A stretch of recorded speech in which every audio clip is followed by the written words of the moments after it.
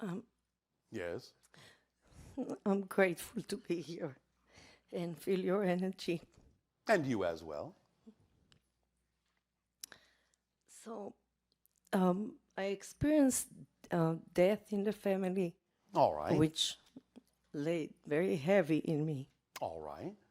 And? And reviewing what I know from mainly from teachings I heard from you, I see that I don't have the whole picture. I Yes. did address you on the subject before, but I still insist because I really would like to get over this. All right. But again, it's all right for you to grieve if you wish. That's fine. But nevertheless, the person is still alive. They're just in a different state. So sometimes when people decide to die before others, what they're doing is they're luring you into more understanding of the spirit self, because now your attention is on them. You are attempting to reach them. And so they are, in a sense, luring you into understanding more about that level and discovering more about yourself as well, spiritually speaking. Yeah. So you still have a relationship, you still have a dialogue. It's all right for you to grieve, but I will tell you that the more you allow that to not necessarily represent a sad reality, the easier it will be for you to hear what they're saying to you. First of which is, I'm still here! So it's all right, you can take your time, but they are helping, and the sooner that you can understand you're still in a relationship, the sooner you'll be able to hear them more easily. And then they can just go, I'm still here. Yeah. We can still talk, we can still play, we can still be together. Yes? Yes. Yes. So, now, one moment. Yeah. Now, this may help you, and this is a suggestion from them. Are you ready? Very. I want you to pretend to know what it feels like to be dead. Oh. I don't think this is a hard part. All right? So, feel that you are now in their place, in spirit. And they are the ones still in physical life. So this is a very good point. Yes, thank you. Yeah. I sometimes make them. For where I am standing from here to there, Yes. I see things that, of course, it is my reality, but Yes. things could have been different. Yes. If they only knew a little bit more, That's all right. they would do a little different. Everything works out in one way or another. Everyone is eternal and infinite, and you have all the time in creation because it's timeless. Nothing has to happen all the time in one life. But so that is another link to what I do not understand yet. I have yet to understand. Yes. And that is when you say that we are, I just wrote it today, you spoke about it, that nothing can join my frame since I exist already. When you gave the example of still frames in a film. Yes, So- you exist, but you can have different experiences of your existence. What does that mean? Means you can change the way you experience existence, but you can't change the fact that you exist. So that which exists always exists because that's the fundamental quality, existence. You cannot become non-existent. There's no room in non-existence for the things that exist because non-existence is already full of all the things that will never exist. Yes, And by definition, really, non-existence doesn't exist. I accept it. Well, then anyone who changes form, like going from physical to non-physical reality, still exists. They are just experiencing their existence in a different way. But is this the end of the road for them as a physical existence? No, not necessarily. Would they incarnate to a new body? They might, but again, you are speaking linearly. You're I do. describing an experience they can have, but that's not what's mechanically happening because everything exists all at once. But you can create the experience as if you have one life, go into spirit, have another life, go into spirit, have another life, go into spirit. But that's the way you're perceiving the structure. The fact that all those lives exist simultaneously is what is true as a structure. but you can experience them linearly if you wish. Again, going back to the film strip analogy, if you're the projectionist, you can hold the film strip out and you can look at all the frames between your fingers at the same time. Or you can run them through the projector onto the movie screen and see them one frame at a time. The fact that you can experience them one frame at a time as a movie doesn't take away from the fact that the film strip already exists and all the frames exist before you put it in the projector. Except that in my reality, I look at it that each frame is a still frame. It's It not is. an alive frame. Of course, but that's the point. You make it live by projecting your consciousness through the still frames, just like you project the projector light through the still frames on a film strip. Each frame is just a structure. The life doesn't happen until you allow yourself to project through a series of them. That's what creates time, change, space. You understand? But the structure is still there. The structure itself doesn't have any experience. Why does it give me the feeling of limitation when I... Because of how you're defining it, because of how you're looking at it in a limited way. You need to expand your definition into something less limited. Is it my personality that insists that I need more than just this incarnation, then I'm done and I'm part of this oversoul? And being part of the oversoul make me lesser? Why would being part of an oversoul make you lesser? It's not, you're looking at, I see what you're saying. You're looking at it again in a limiting way. The idea is that you don't merge with the oversoul and lose your individual identity. The idea is that you are the oversoul from that perspective. When you have this idea of merging with God, it's not that your individual personality is lost in the greater idea of God. It's that when that experience happens, you're the only thing that's left. You have all the experiences from your point of view. So you are God. That's all that's left at that level. You don't lose who you are. You simply become greater. But it's still you. You still think of yourself as you, having that experience as God, or as the oversoul, or as a soul, or as a physical being. It all still happens from your point of view. You don't ever lose yourself in anything. Does that help? Or is that just confusing you? Not confusing, it just takes me so... Oversoul is a combination of souls like me that is expressing, right? In a sense, yes. That's its experience. It experiences all the lives that it is simultaneously, all the souls that it is simultaneously. So each soul will be the only soul then? Each soul, by definition, is a component of the oversoul, but each soul can experience itself as the oversoul. Yes. Yeah.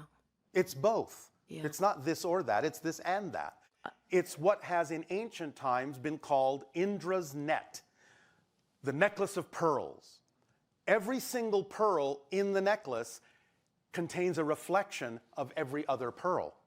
So you only need to go to one pearl to get the information of the entire necklace, because all the other pearls are reflected in every pearl.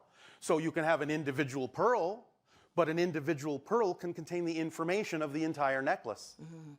Does that help? Yes. Yes. Well, thank you, Pearl. Thank you. So before I leave this subject, I would like to still talk about my in-laws that died. Yes, but one moment, we weren't done please. giving you the idea, because the idea of what we suggested for you is a technique, a permission slip technique that many of you can use when you have the experience of someone close to you dying. Flip positions.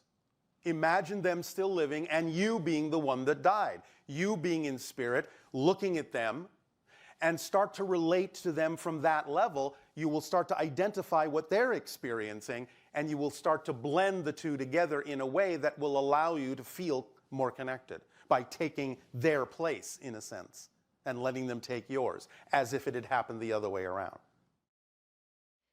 I am going to experience it at home when I'll be at the quiet of my place, but I still would like to say this, and of course it will be from a limited place, but that's why I'm talking to you. In that is, if I were to be in their place, Yes. in where as a present moment now, I would feel very relief, and I would see things much smaller than we see it when we are alive here. Much smaller? Meaning, not that much of a big deal. Correct. Yes. And I would just float along and say, oh, well, No, yet, you will have things to do. Spirits don't just hang around. Oh, well, I guess I'll just wait for them to contact me, I suppose. They still have lives. They still have things they can learn. They have things they can explore. They have things to do. They can be there when you need them to be there because they can hear you better than you can hear them. They will know when you need them. That doesn't mean they're hanging around doing nothing, waiting for you. no, I know they're busy with their own little things, the big things there. I know, I understand that, All that right. they have their own reality there, which Yes. I cannot really That's all experience right. here. But for what I would consider doing wrongness when they were alive, how Yes. would they fix it now? How They- would they fix?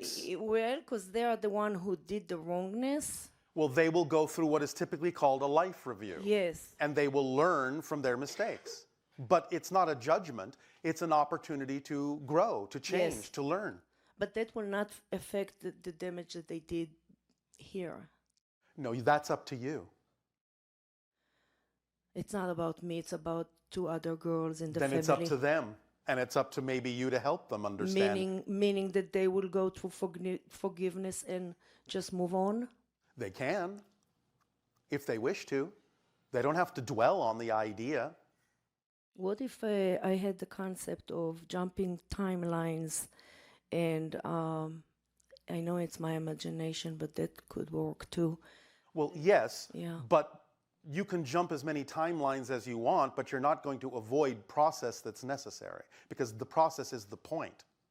Yeah. So you can reduce the process to whatever the minimum amount is that's truly required for the transformation in a way that will allow you to appreciate the result, but you can't go any sooner than that, any briefer than that, any shorter than that. Yeah, I'll shortcut myself, and that's not Yes. so. Yeah. But by letting go and divesting yourself of as many negative beliefs as you can, you will shorten any process down to exactly what is necessary.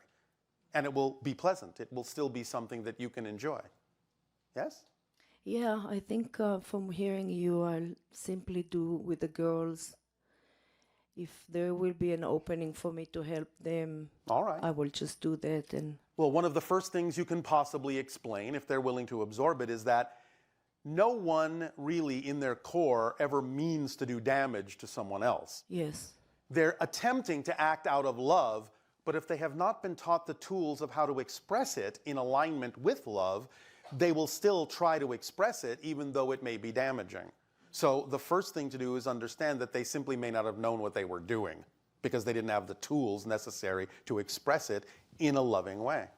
yeah, You understand? yeah, I do. All right. Yeah. Does that help? Yes, thank you, but I have more. You Well, don't mind. not now, you don't. No? I thank you so very much. Thank you. And I would like to say thank you to Willa also. All right, well, one moment.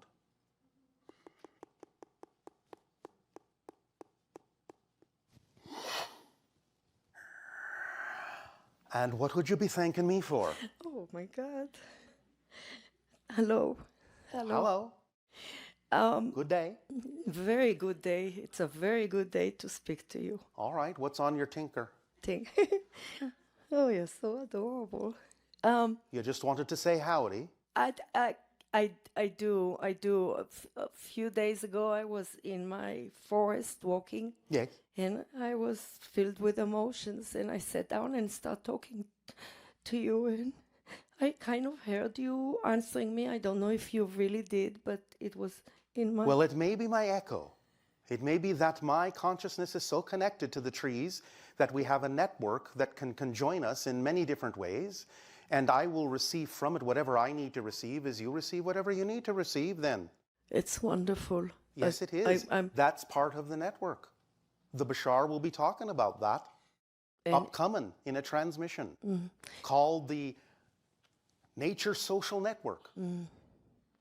and what you were talking, and that's why I did the walk, is the cryptic becoming the cryptic. And Grounding yourself is a wise thing always. For when you're heading to the stars, you better have your feet on the ground so you don't get lost.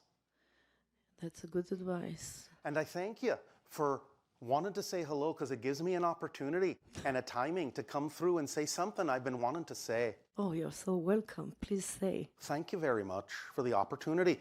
There have been people on your planet that have been depicting me in images, drawn what they think I look like. And even though I have been described as having what you might call an elfin face, it's just a description of a style of look. I'm not an elf. I'm a hybrid.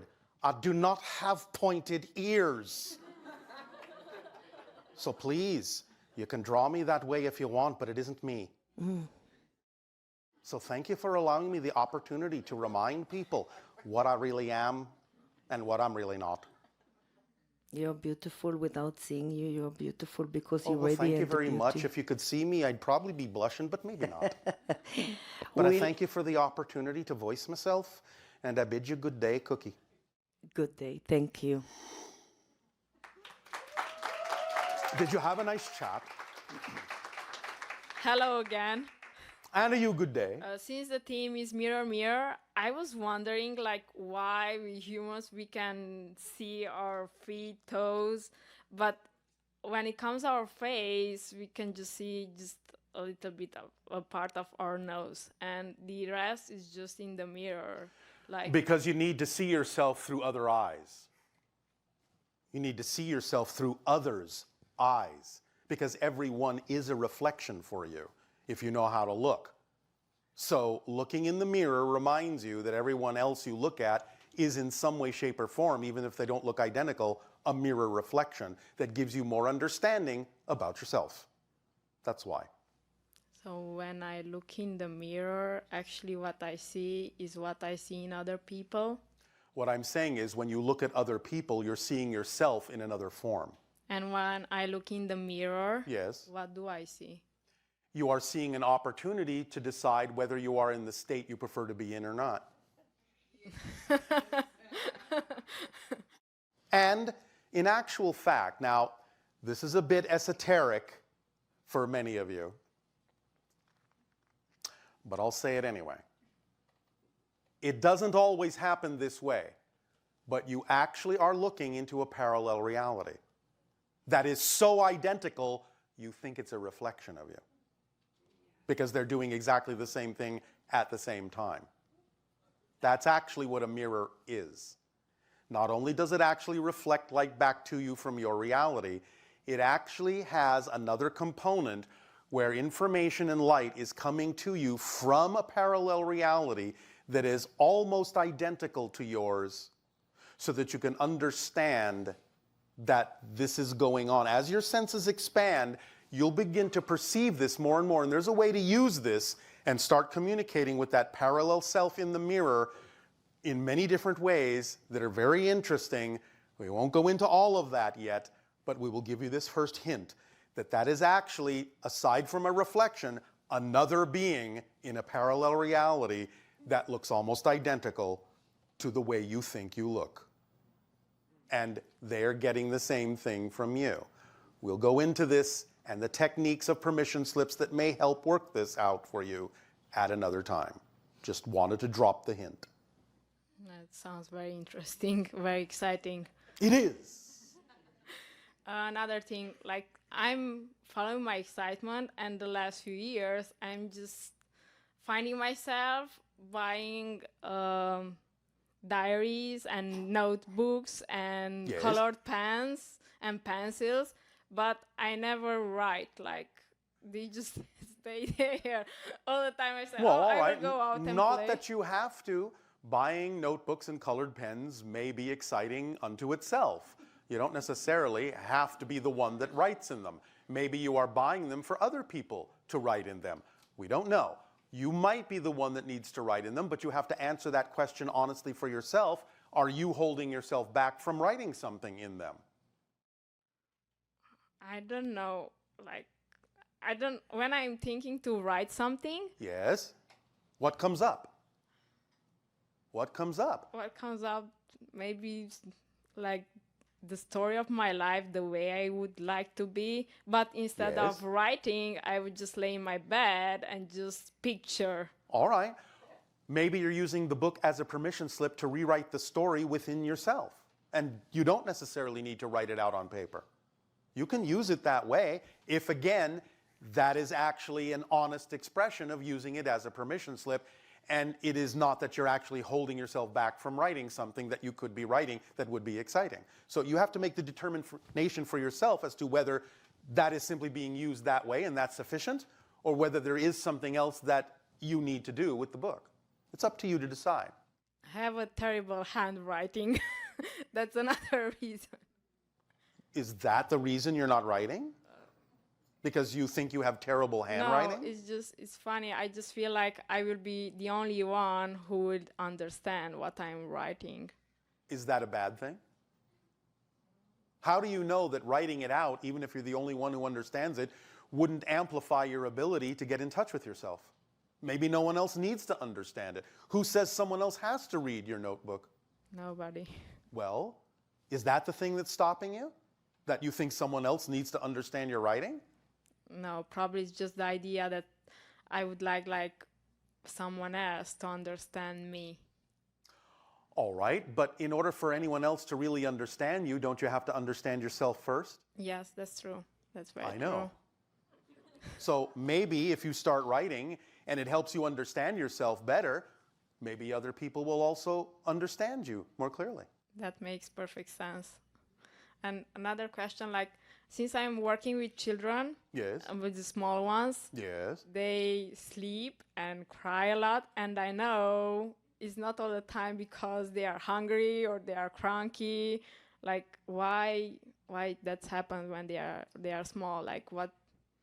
Well, why don't you ask them to write about it? Maybe they will reveal some things to you they don't know how to say. Or maybe they could draw you a picture of how they're feeling when they're cranky. I see. Why don't you ask them to do that? Oh, you feel cranky today? All right, that's interesting, that's exciting. What does it look like to be cranky? Draw me a picture of being cranky. What does that look like to you? And then when they're drawing, suddenly you'll realize they're not cranky anymore because they've got the cranky out on the page. Yes? Yes. You're a teacher, use your imagination. Thank Yes? you. Thank you very much. Thank you.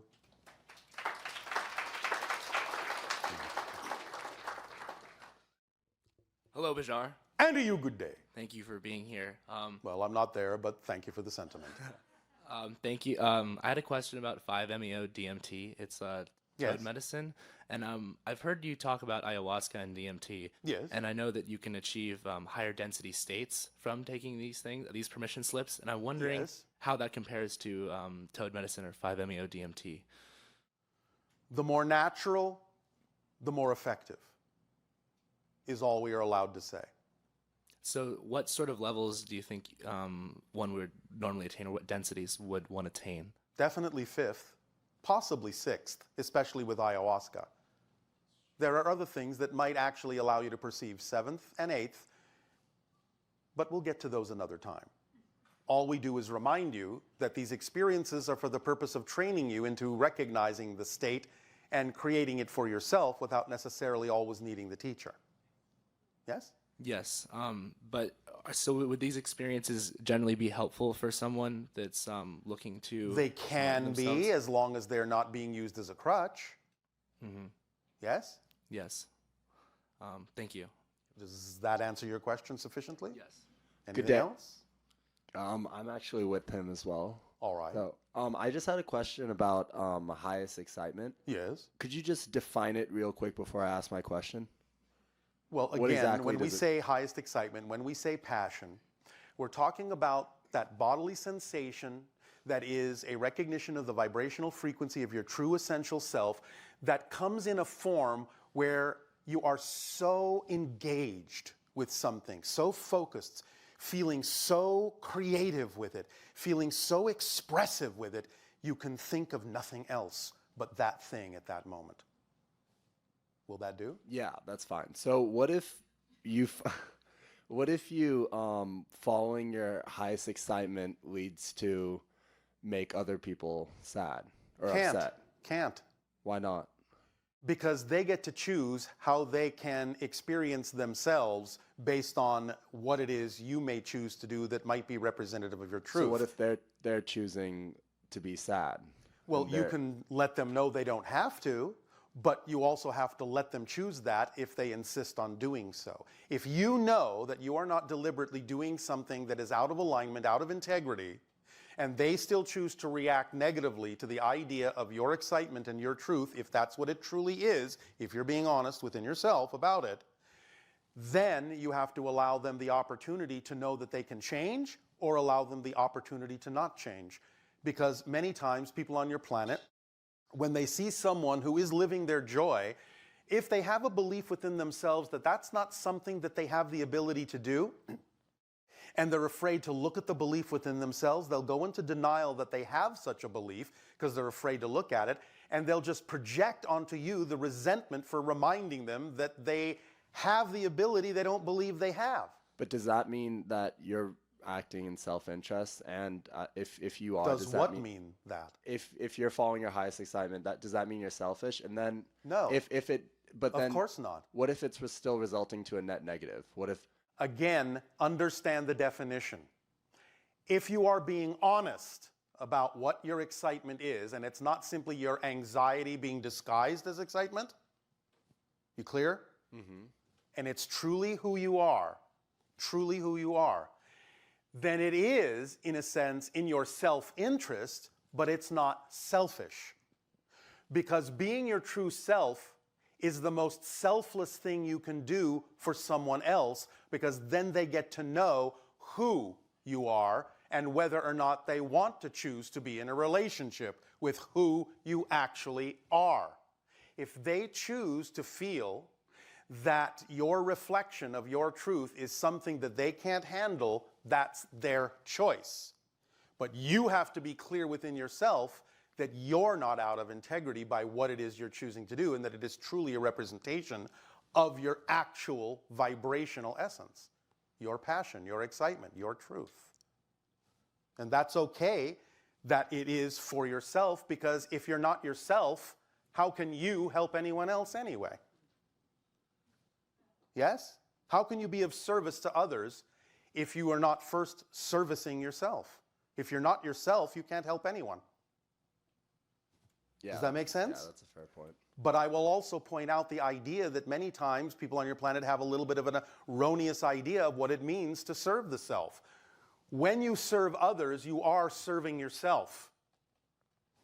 So if you understand the connection, and you're being yourself and acting as an example to others of what they could choose to experience for themselves, you are serving others by being yourself. Yeah, so I get that, but even so, let's say they still choose to be upset over that. What are you going to do about that? Force them to change? No, but that still means that you're affecting them. No, you're not. It means they're choosing to affect themselves that way. But by you performing the actions, but they've attracted you into their lives, haven't they? Haven't they? Isn't it a co-creation? I don't understand what you're saying. It's not one-sided. If they have attracted someone into their lives who is living their truth, then some part of them wanted to see that, didn't they? Wanted to experience that, didn't they? Or they wouldn't have attracted you. They wouldn't even know you. They would never come across you. So obviously, even though they may deny that they want to see an example of someone living their truth, on a higher level, the only reason you could possibly be in their lives at all is if some part of them wanted to see someone living their truth, so that maybe over time they might ultimately remind themselves that they can do that too, not that they have to do it in the moment that they interact with you. But it's serving some purpose, even of theirs, that you're interacting. There are no accidents. It's all an orchestration. Now, they may deny it at first, but it's still an orchestration. You can't be there for no reason. You can't be interacting with them for no reason on their part. They are co-creating the experience, co-orchestrating the experience with you. You're not necessarily all getting the same thing out of it, but it's still an orchestration, it's still a co-creation, and it still serves some purpose for every party involved.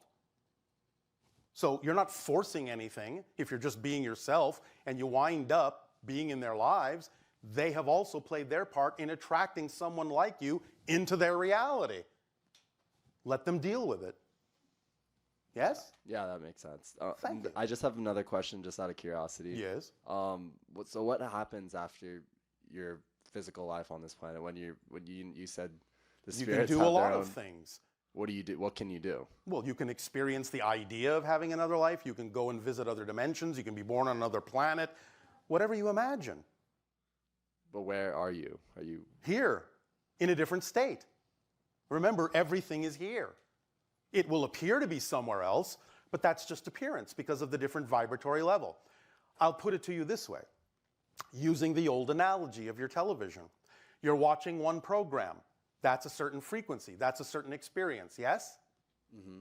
You change the channel. Now you're watching another program. Totally different reality. It's in the same TV, isn't it? Mm-hmm. There you go.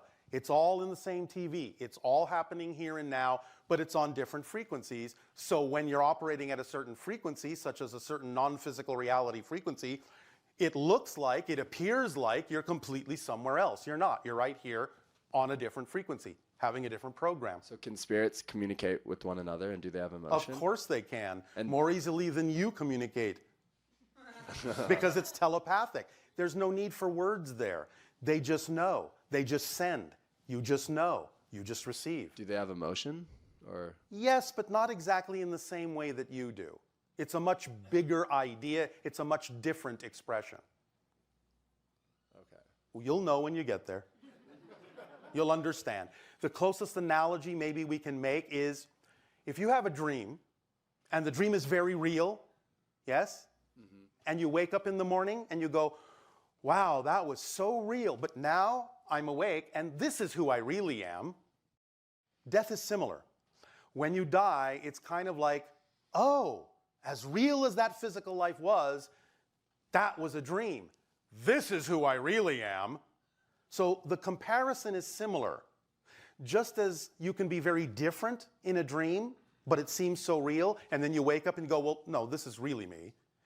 It's a similar kind of shift, where now the physical life, though you hold on to the experience, seems like a dream and fades in a sense, and now you kind of wake up into your real self, and you go, oh, right, I remember, this is who I really am.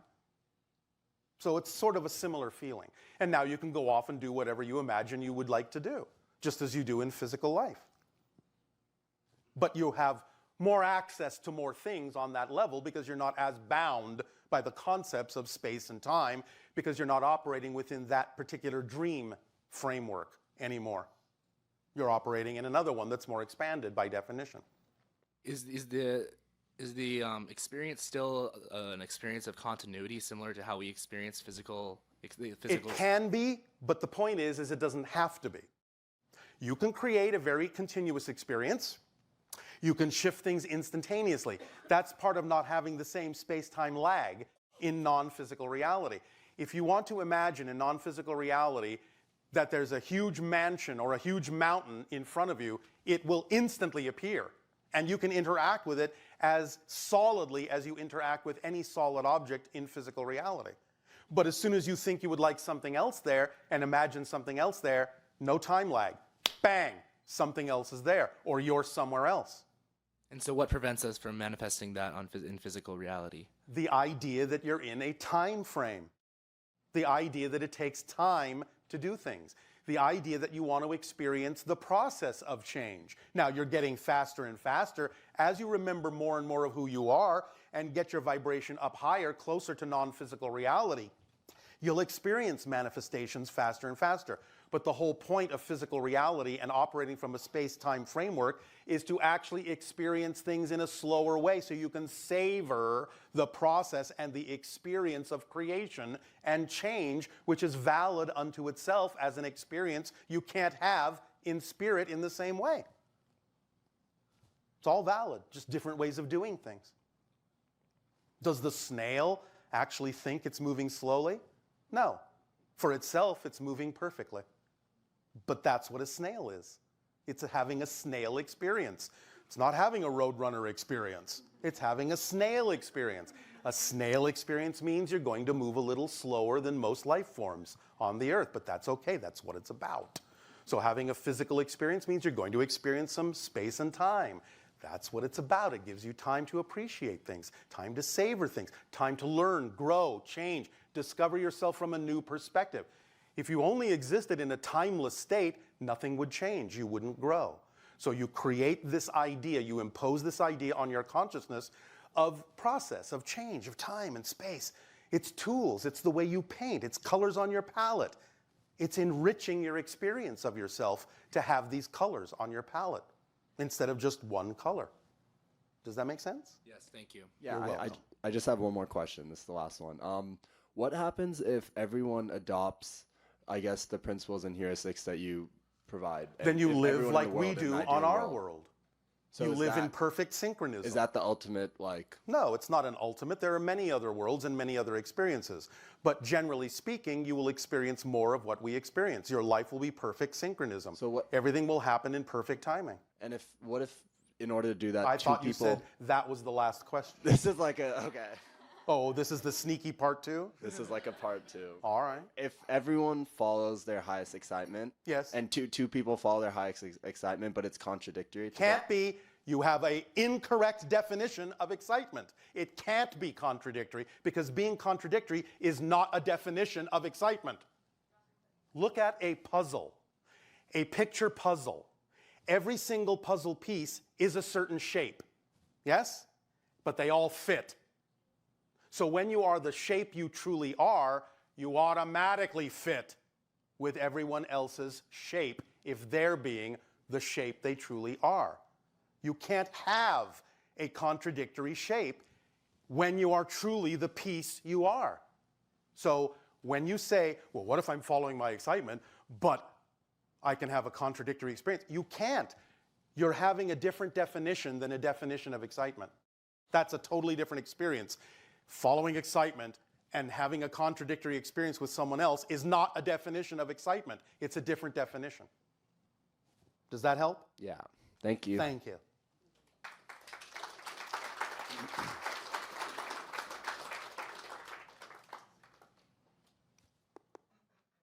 Hello, Bashar. And a good day. Wow, this is cool. There's that temperature again. Pleasure to be interacting with you. And you as well. So my question is about spirit guides Yes. when they introduce themselves to you. When? Right. Well, most guides will remain relatively unobtrusive. Sometimes you may know more about them, sometimes not. Most guides, their job is to help you become your own best guide, so they'll usually remain relatively in the background. They will usually use what is in front of your face to deliver a message.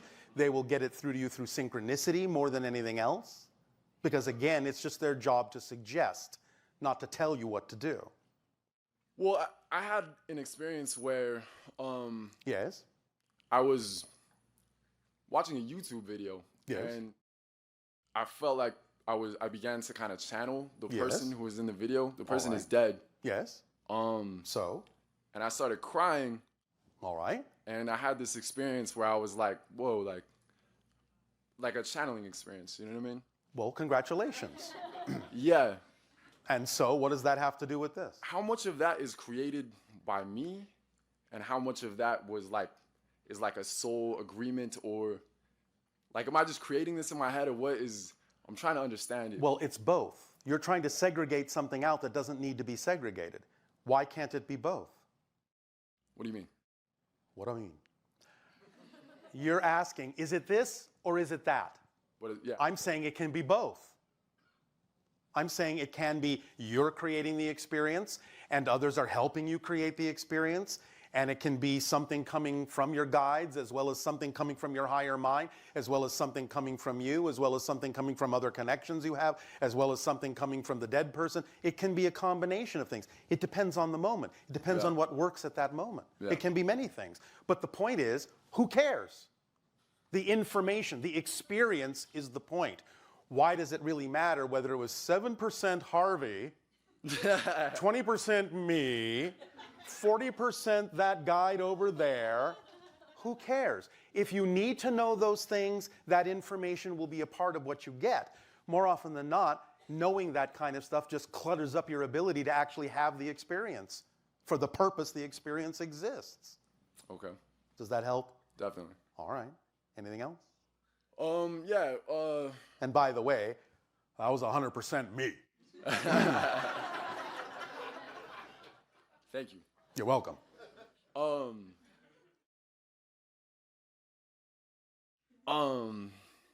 My next question is about numerology. Numerology. Yes. All right, and you already know that that's a permission slip, yes? Sure. All right. So, what about it? I mean, is it not when you're looking at numbers, you're looking at the fabric of existence, correct? In some sense, you are looking at a representation of the fabric of existence, Sure. not the fabric itself. Right. Okay. I'm curious about like with the connection of like a person's numerology Yes. chart Yes. and like soul age. Soul age. Yeah, like a soul's age. Well, souls don't really have an age, except in the context of where they may, for one reason or another, freeze themselves into a time frame, space, network in order to accomplish certain things. And you can, in some senses, give an age to that experience of the soul or within the soul, but that doesn't mean that's the age of the soul. Sure. And so, I'm just curious, do master numbers, well, because, okay, so. yes, there are such things as recognitions through numerical systems that there are certain patterns of energy within the framework of existence that have certain functions, that have certain effects, yes. But that's just part of recognizing the patterns in the overall consciousness of existence. Yeah. It's like reading a language. Yes? Yeah. All right. Nevertheless, it's still a permission slip. Sure. Why is it that most numerologists only consider 11 and 22 as master numbers? Well, some consider 33 and some more. What yes. about 44, 55, and They can, but those represent realms that are in some sense beyond what you consider to be your physical reality. Therefore, in some ways, many of them don't relate to that idea. It's not necessarily always relevant to your reality. yeah. So if somebody's numerology comes out to that, Yes. it means, so if it's 55, you just call it a 1. 55 it's not really a master number. Maybe it is, maybe it isn't. But again, you have to take things like that on a case-by-case basis. You Sure. can't say that that's a general truth for everyone who might be associated with that number. There may be many different reasons why they're associated with that number. You have to study that person and understand why that number is associated to them in that way. Absolutely. Does that make sense? Definitely. Will that do? Oh yeah. So Yes. I just got fired from my job. Congratulations. Thank you, right? Oh my God. Okay, so this All is the right, thing. so why did you co-create that for yourself? What's that going to allow you now to do?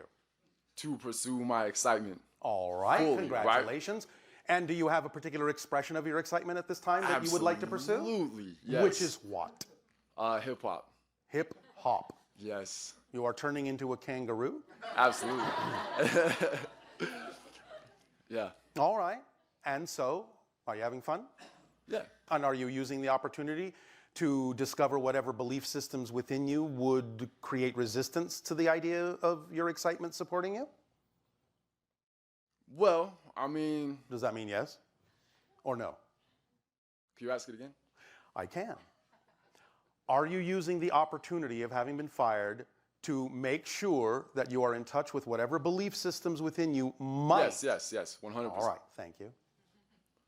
So then, what else needs to be said? Well, I got my last paycheck yesterday. Yes, Um, but you still have other forms of abundance coming now. Sure. So And I know this. I've been watching your videos for 2 years. you know what I mean? know it or you think you know it? I know it on an well, You think you know I think I know it. Sure. Knowing, as we say, is synonymous with behavior. Right. If you really know something, You don't think about it. You don't wonder if you believe it. You just do it. It's in your behavior. If it's not in your behavior, you don't know it. Well, I'm doing it now. All right. Then you're doing it now. Now you know it. Okay. Keep doing so that. just don't worry about it. Why do should what you? I got to do, and the funds will. Whatever form of abundance that needs to support you to allow you to continue to do your excitement will come if you believe that that's how it works, if you know that's how it works.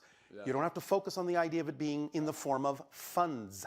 If it needs to be funds, it'll be funds. If Right. it needs to be a gift, it'll be a gift. If it needs to be synchronicity, it'll be synchronicity. Who cares what form it comes in as long as it supports you in a manner that allows you to keep doing what you love to do? Who cares? So complete detachment From the way it having to needs pay to happen. rent or just Yes, because it it's in simply God's comes down hands. to, do you trust the way your life unfolds or don't you? Do you trust that the machine works or don't you? Yes, absolutely. Well, then there you go. Then why worry? Why throw that into the mix when it's not something you prefer to do? When it's not the energy you prefer? Yeah. I Yes? just wanted to confirm. You know what I mean? You It's are very confirmed. synchronistic. Thank you.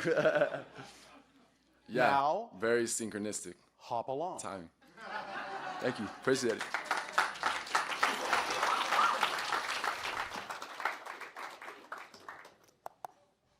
Hello, Bashar. And a you good day. Good day. It's so nice to see, feel you, and hear you. And you as well. Thank you.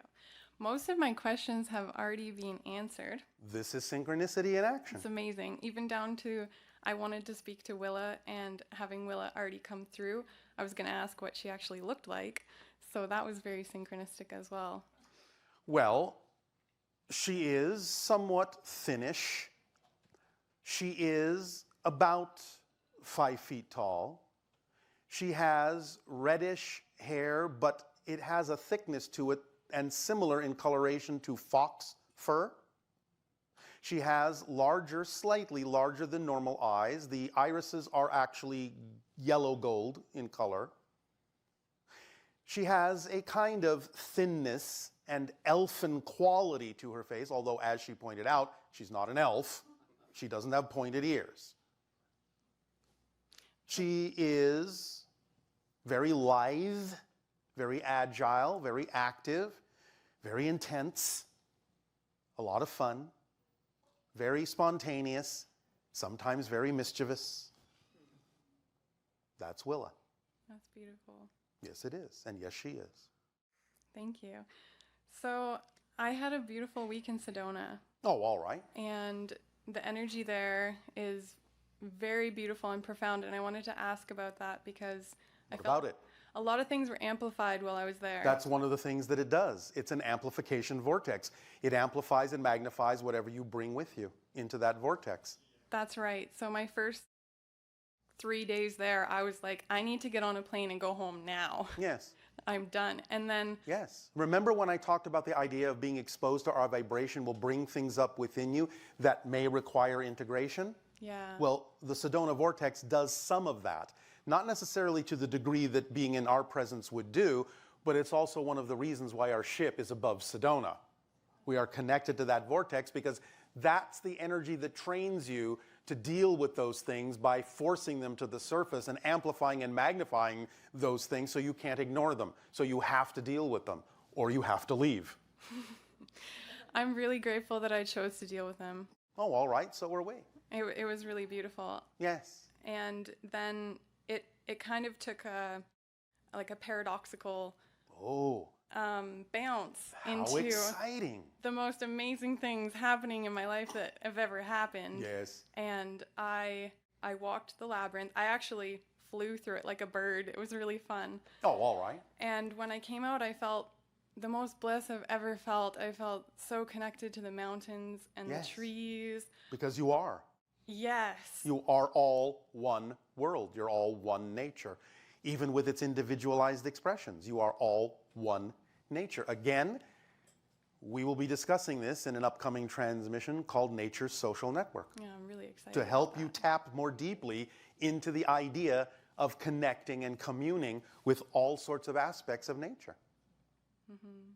I felt like Sedona got smaller in a sense because I felt like I suddenly was Yes. I was friends with everybody there suddenly who Yes. was, and then I ran into Bentino Macero, who is one Yes. of my biggest teachers, and Yes. by synchronicity I was like, I have to go get this chai, and I walked up the stairs and he was sitting there meditating. When you really allow synchronism to unfold in your life in an effortless way, your life really does become that magical.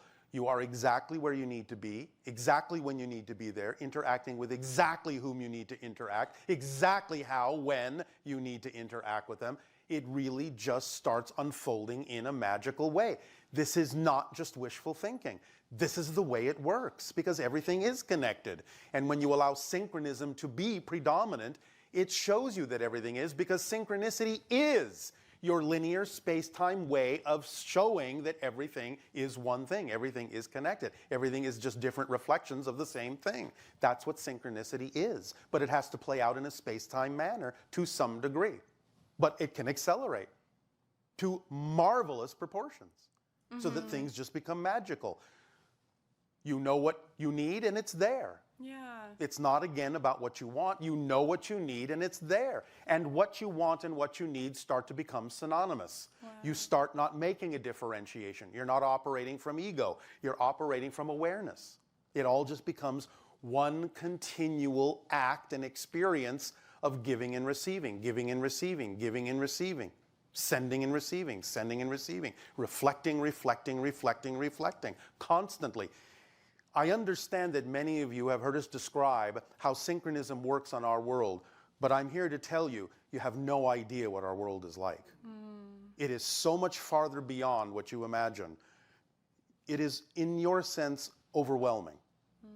But to us, it's natural. But we're flowing in a dream. We're really flowing in a dream. So are you, but you're only really awakening to that fact. But more synchronicity and more synchronism will demonstrate that to you. Yes? Yes. Thank you. Thank you.